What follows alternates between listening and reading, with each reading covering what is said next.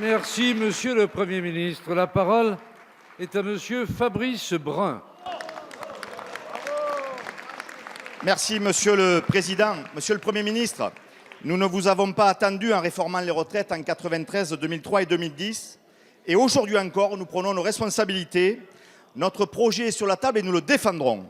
Mais dans quelles conditions?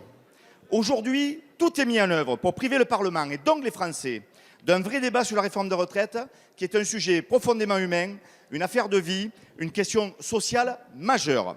Comment pouvez-vous demander à l'Assemblée nationale de voter votre réforme qui va déterminer la vie de millions de Français? Je rappelle que c'est 320 milliards d'euros par an, 14% de la richesse nationale, sans qu'elle ne soit financée. Et vous savez très bien qu'il ne peut y avoir de justice sociale sans équilibre financier. Le Conseil d'État ne garantit même pas la sécurité juridique de votre texte, fustigeant, entre autres, je cite, des projections financières lacunaires et des recours injustifiés aux ordonnances. Il y en a 29 pour 46 articles. Tout est fait pour nous empêcher de faire la lumière sur les nombreux perdants de votre réforme, y compris sur les délais que vous nous imposez. Alors, Monsieur le Premier ministre, de telles méthodes sont inacceptables. Allez-vous, comme le demande le Conseil d'État, corriger votre copie pour présenter une vraie réforme complète, financée et qui pourrait ainsi bénéficier d'un réel débat au Parlement auquel nous prendrons toute notre part? Merci, Monsieur le député. La parole est à Monsieur Laurent Pietraszewski, secrétaire d'État chargé des retraites. Merci, Monsieur le Président, Mesdames et Messieurs les députés, Monsieur le député Fabrice Brun.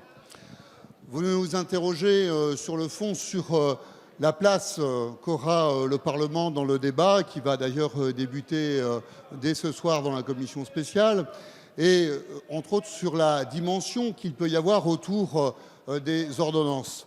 Vous le savez, Monsieur le député, votre expérience en témoigne, les ordonnances, ce sont aussi l'occasion de débattre deux fois dans cet hémicycle, une fois dans le contexte des habilitations et une fois dans le contexte des ratifications.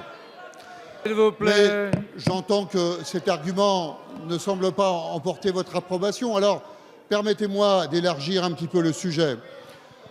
Sur le fond, Monsieur le député, vous le savez bien, ces ordonnances, ces 29 ordonnances que vous évoquez, une bonne partie laisse de la place aux concertations sectorielles, car l'objectif est d'écrire l'ensemble des transitions et de le faire avec ceux qui sont concernés. C'est bien parce que nous aurons le temps d'écrire ces transitions que ces ordonnances ont du sens. Et je crois qu'elles sont respectueuses de ceux et de celles qui sont concernés par des régimes spécifiques aujourd'hui, de manière à les faire intégrer progressivement le régime universel. Et puis il existe un deuxième type d'ordonnance, celle qui aussi nous laisse la possibilité de traduire en dur un certain nombre d'évolutions qu'il pourrait y avoir ici dans les débats. Et sur le fond, c'est aussi une belle reconnaissance du fait que la démocratie politique qui s'exerce dans cet hémicycle pourra s'exprimer en voyant transformer à chaque fois que c'est possible des éléments du débat en dur dans la loi. Je vous remercie. Merci, Monsieur le ministre. S'il vous plaît, Monsieur le député, vous avez la parole. Oui, Monsieur le Président, Monsieur le ministre, la semaine dernière, le Premier ministre a accusé, avec l'élégance qui le caractérise, notre collègue Annie Genevard de mentir quand vous interrogez sur votre réforme. Elle ne faisait au contraire que dire la vérité, à tel point que cette vérité a été reprise depuis par le Conseil d'État. Alors je vous pose une question. Allez-vous aujourd'hui qualifier de mensonger le rapport de notre plus haute juridiction? Merci, Monsieur le député. La parole est à